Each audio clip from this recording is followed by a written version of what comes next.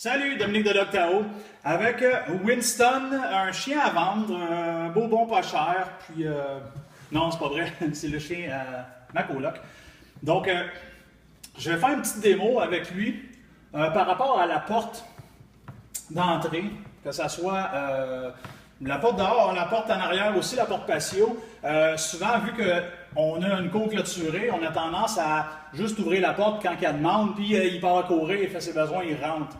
Ce qui est correct parce que c'est sécuritaire, mais souvent la fameuse porte d'entrée, quand on commande la nourriture ou on essaie de payer le livreur, il faut qu'on mette le chien dans une pièce, il faut qu'on mette le chien dans sa cage.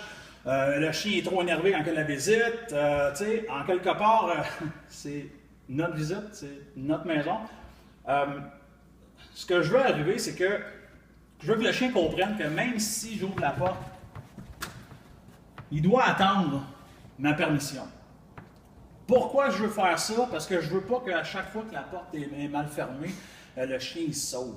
Okay? On devrait toujours surveiller notre chien, peu importe. Toujours surveiller notre chien, c'est super important.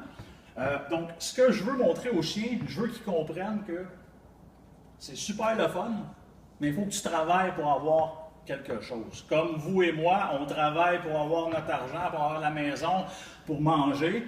Il n'y a rien de gratuit dans la vie. Puis je veux que le chien il comprenne que sans se pitcher comme un malade, je veux qu'il comprenne que j'ai-tu le droit? Est-ce que je peux? C'est bien le fun, mais j'attends. Puis c'est une question aussi que c'est glissant, souvent, à l'hiver. Finalement, on a de la neige.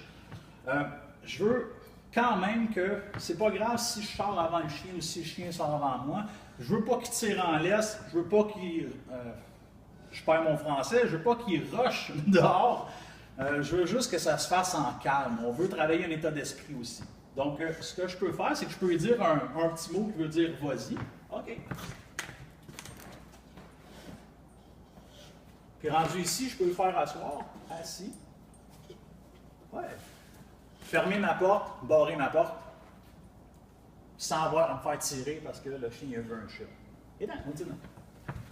Donc, je reviens. C'est le même principe.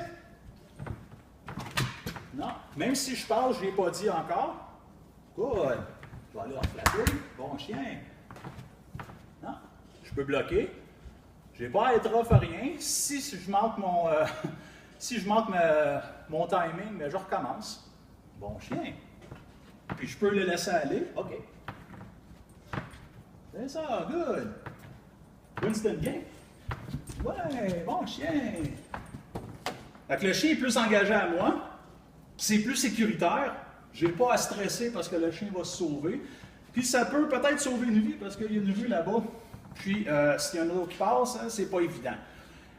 C'est un petit détail comme ça. C'est sûr qu'on embarque avec un bon rappel qui va être super important aussi. Parce que si jamais on n'a pas le réflexe de le retenir, c'est vite fait un accident. Okay?